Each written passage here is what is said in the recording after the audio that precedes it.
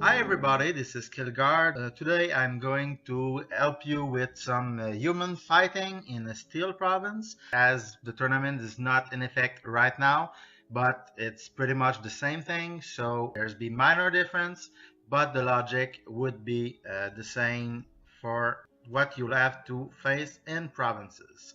First example, we're going with a fight without light melee. As the mage is a killer for something of fight, I'll be using archers and mage, but first let's check the layout of the province. Okay, so pretty straightforward and well protected for my archer. That is quite good. Let's get out of here and do it for real this time.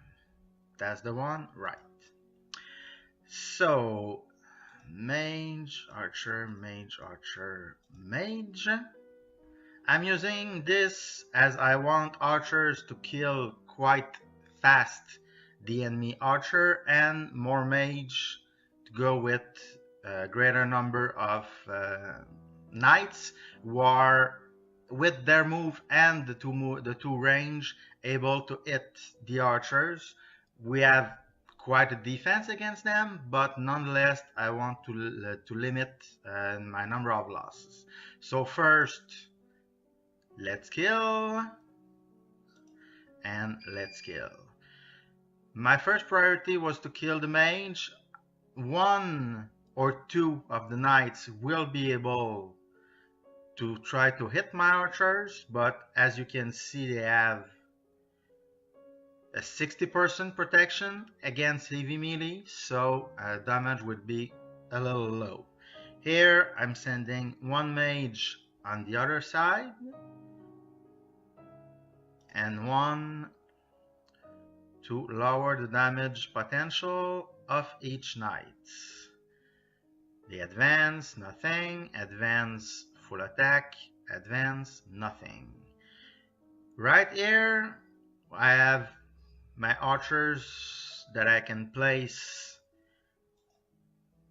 to concentrate on one knight. This will be protected, and 1, 2, 3, 4, 5 for this knight. 1, 2, 3, 4, 5 for this knight. As I'm using mages, they have a debuff, as you can see here.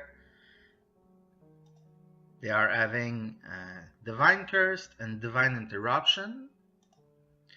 Divine Curse being defense minus 40% and Interruption being attacked minus 30%. So that gives me quite an edge. Again, good hit.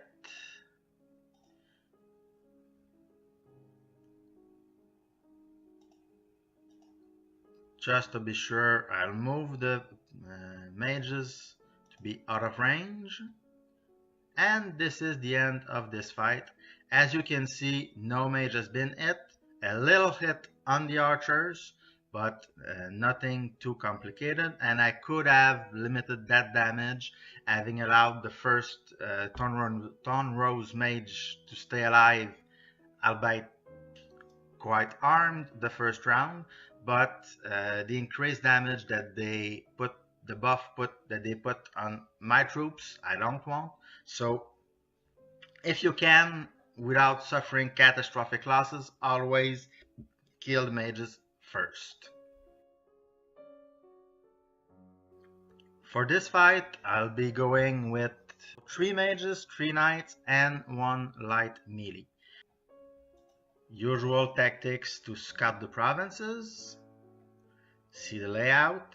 So I see that my troops in this part won't be able to move at all, while the enemy has free access to pretty much everything. Mages are on the end, so I'll need my archers to be also on the end. one troops to be able to deal with the light melee, and others to go for the knights. So as I've seen all I wanted, let's go back to the fighting screen. So I'll be using one mage here, going for the light melee. I could use mortar, but I don't like them for one easy reason: not enough damage. They have excellent range, but with an enemy that moves quite fast, it's not a very good thing, because I cannot kill or damage him enough, so he won't be dangerous when he gets near. So what I will be using is the Orc Warrior, which is quite badass against light melee, 70% offense, 30% defense. One will be quite enough for what I have in mind. Another mage, and I finish with 2 archers on either sides. As you know, or if you've played human a little, that's come quite easily. First, it is very, very, very important, as they have great offense, but pretty much no defense compared to the elves.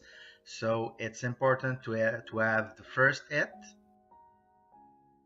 Done. Moved on.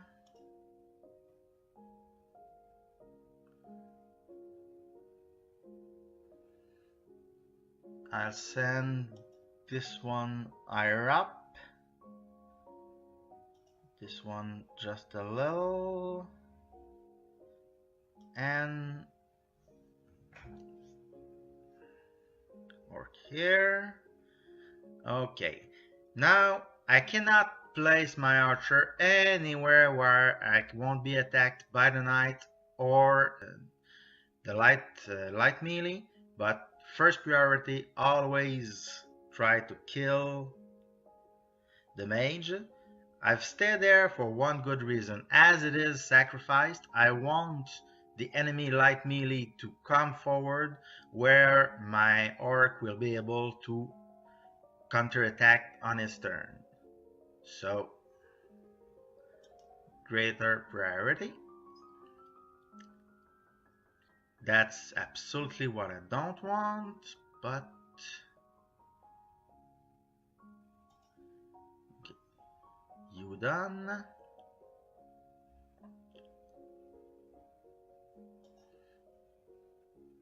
And one of the knights. Big damage, could have been worse. Want to kill light melee as fast as I can, because that's the thing that's gonna slaughter my mage.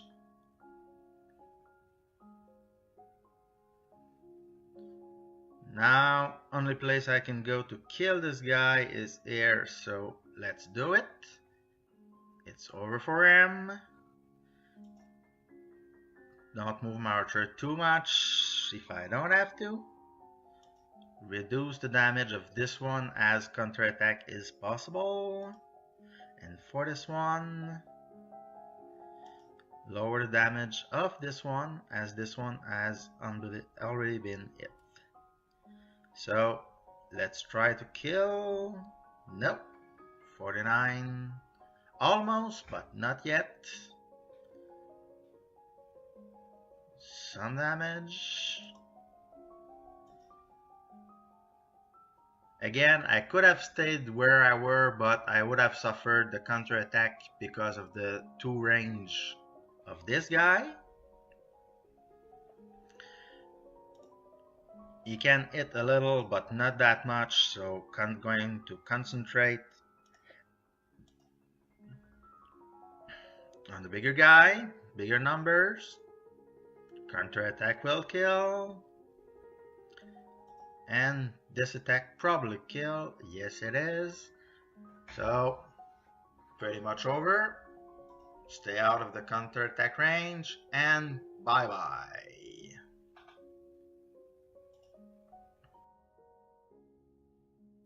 Next, we'll have quite problematic troops. As we see, we have 2 Thief light melee units and 1 Thornroad Mages, a mage unit, with the usual knights and swamp monster. So the troops, when you watch as your for your combination, those troops are the arch enemies of anything you can use against the EV melee ones. So let's start with configuration of the battlefield. Okay, quite open for those 3 slots. This one also, the Thornroad's Mage is protected. Nothing I can put out that can reach him on the first turn. Those 2, okay. Quite a challenge, this one, because of the terrain. So what I'm going to use, not this one, this one. I need an archer here to kill the Thornroad's Mage. I need at least 2 Orc Warriors for the light melee units, and I need for the other 3 knights 2 mages. So I'm going to put 1 mages in the middle, the orcs at the forefront, the archer up, and the last mage down. So as I told you, no way for the archers to reach the Thornroad's Mage on the first town. 1, 2, 3, 4, 5. But here it will be protected. The mage go there. You have 5 move, 5 range. So 1, 2, 3, 4, 5. Nothing can hit my archers. Stay right there. Pretty much nothing I can do with this mage right now. And if I send this guy in the front, I can... Oh, that's more interesting. I'm gonna send the mage against the mage, no counterattack, pretty much killed, which allow my 2 orcs, generals, to close this gap, so range melee unit cannot reach what I have here. You go there, you go there. No range, so slaughter the mage. I don't want you in my backyard. And as you can hit my general, I want you cursed. There's nothing you can do, so I'm gonna curse 1 of the light melee, reduce the damage, and increase the damage that they will receive later this round. So, not too bad. 1 kill, that's due to the increase of damage because of my mage. Another kill, faster than I thought. So go there, and go there.